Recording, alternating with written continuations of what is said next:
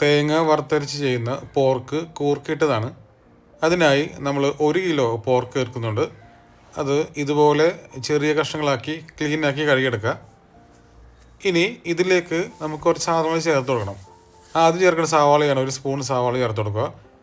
പച്ചമുളക്, വേപ്പില, ഉപ്പ് 1 ടേബിൾ സ്പൂണാണ്. അതിനുശേഷം മഞ്ഞൾപ്പൊടി 1 ടീസ്പൂണാണ്. ഇത് കഴിഞ്ഞ് വെളിച്ചെണ്ണയാണ് 1 ടേബിൾ സ്പൂൺ വെളിച്ചെണ്ണ. ഇതിന് കൂടെ തന്നെ 1 ടേബിൾ സ്പൂൺ വിനാഗിരി. അത് കഴിഞ്ഞ് 1 ടേബിൾ സ്പൂൺ നിറച്ച് ഇഞ്ചി വെളുത്തുള്ളി പേസ്റ്റ് ഇതുപോലെ ചേർത്ത് കൊടുക്കാം. ഇത്രയും സാധനങ്ങൾ ചേർത്തതിന് ശേഷം ഇതുപോലെ സ്പൂൺ ഉപയോഗിച്ചോ അല്ലെങ്കിൽ കൈ ഉപയോഗിച്ചോ നല്ല രീതിയിൽ മിക്സ് ചെയ്യണം. ഈ മസാലകൾ ഇതിലേക്ക് കറക്റ്റായ രീതിയിൽ പിടിച്ച് കിട്ടാൻ വേണ്ടിയാണ്. അത് കഴിഞ്ഞ് നമ്മൾ അല്പസമയം വെയിറ്റ് ചെയ്തതിന് ശേഷം കുക്കറിൽ വേവിച്ചെടുക്കണം. വേവിക്കാൻ വേണ്ടി കുക്കറിലാക്കിയതിന് ശേഷം ഹൈ ഫ്ലെയിമിൽ നമ്മൾ ഫസ്റ്റ് വിസിൽ വരെയും അതിനുശേഷം ലോ ഫ്ലെയിമിൽ 10 മിനിറ്റാണ് ഞാൻ വേവിച്ചെടുക്കുന്നത്. ഇനി ഈ സമയത്ത് മൺചട്ടിയിലേക്ക് 4 ടേബിൾ സ്പൂൺ വെളിച്ചെണ്ണ ചേർത്ത് ഇതുപോലെ ചുറ്റിച്ചെടുക്കുക. ചൂടായി വരുമ്പോൾ വലിയ 2 സവാള, മീഡിയം സൈസ് ആണെങ്കിൽ 3 സവാള ഇതുപോലെ കനം കുറച്ച് അരിഞ്ഞെടുക്കുക. പച്ചമുളക്, വേപ്പില മൊത്തം ഇപ്പോൾ 4 പച്ചമുളകും 4 തണ്ട് കറിവേപ്പില ആയിട്ടുണ്ട്. ഉപ്പ് 1/2 ടേബിൾ സ്പൂണാണ്.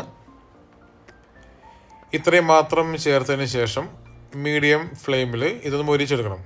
മൊരിഞ്ഞ് വരുമ്പോൾ 6 ടേബിൾ സ്പൂൺ ഇഞ്ചി വെളുത്തുള്ളി പേസ്റ്റാണ് ചേർത്ത് കൊടുക്കുന്നത്. മൊത്തം നമ്മളിപ്പോൾ 7 ടേബിൾ സ്പൂൺ ആയിട്ടുണ്ട്. ആദ്യം നമ്മൾ ഒരെണ്ണം ചേർത്തിട്ടുണ്ട്.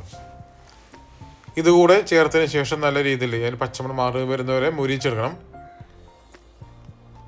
ഈ സമയത്ത് വെന്ത് കിട്ടിയിട്ടുണ്ട്. ഇതിലേക്കാണ് നമ്മൾ 1/2 കിലോ കൂർക്ക ക്ലീനാക്കി ചേർത്ത് കൊടുക്കുക.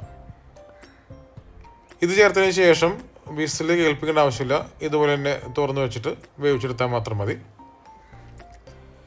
നന്നായി തിളച്ച് വരുന്നുണ്ട്. ഇതാവുമ്പോൾ ഇതിൻ്റെ വേവെല്ലാം കൃത്യമായി നമുക്ക് കിട്ടും. അതവിടെ ഇരിക്കട്ടെ. ഇതിന് മുരുവെല്ലാം കൃത്യമായി വന്നിട്ടുണ്ട്. ഇനി ഇതിലേക്ക് മസാലപ്പൊടികളാണ്. ആദ്യം മല്ലിപ്പൊടിയാണ്. 2.5 ടേബിൾ സ്പൂൺ മല്ലിപ്പൊടി ചേർത്ത് കൊടുക്കുക. കുരുമുളക് പൊടി 1 ടേബിൾ സ്പൂൺ.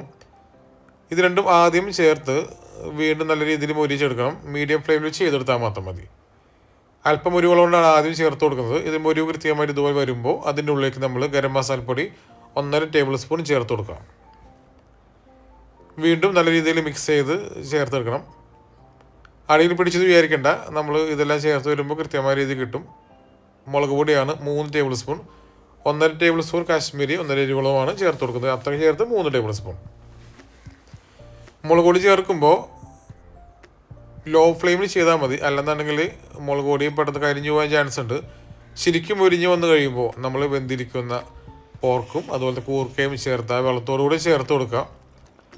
ഇത് തേങ്ങ വറുത്തരച്ചായതുകൊണ്ട് തന്നെ കുറച്ച് കഴിയുമ്പോൾ മാത്രമാണ് നമ്മളത് ചേർത്ത് കൊടുക്കുന്നത്. അതിന് മുന്നായി ഇതുപോലെ 1 സ്പൂൺ ഉപയോഗിച്ച് ആ ഗ്രേവിയിലേക്ക് ആ മസാല കൃത്യമായ രീതിയിൽ ചേർത്ത് പിടിപ്പിക്കണം. അതിനുശേഷം കാണിച്ചു തരാം. അല്പസമയം എടുത്ത് പതിയെ ചെയ്ത് പിടിച്ചാൽ മാത്രം മതി. ഇതുപോലെ റെഡി ആയിട്ടുണ്ട്. ഇപ്പം തന്നെ കാണാൻ നല്ല ഭംഗിയായിട്ടുണ്ട്. നല്ല മണമാണ്. ഇതുപോലെ നല്ല തിക്കായ ഗ്രേവി അതാ സവാള കൊണ്ട് അത്ര നമുക്ക് കിട്ടിയത്.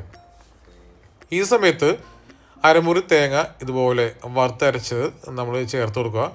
കാരണം ഈ പോർക്ക് കൂർക്കയും ചെയ്ത് ചേർക്കുമ്പോൾ അതിൻ്റെ ഉള്ളിൽ തേങ്ങ വറുത്തരച്ച് കഴിഞ്ഞാൽ പ്രത്യേക ടേസ്റ്റ് ആയിരിക്കുള്ളൂ. ഇതൊന്ന് മെൽറ്റായി വരുന്നവരെ നമുക്കൊന്ന് വെയിറ്റ് ചെയ്യണം. മീഡിയം ഫ്ലെയിം ചേർത്താൽ മതി. ഒന്ന് പതിയൊന്ന് വെയിറ്റ് ചെയ്ത് മിക്സ് ചെയ്ത് ചേർത്ത് കൊടുക്കാം. ഇതെല്ലാവരും റെഡി ആയിട്ടുണ്ട്.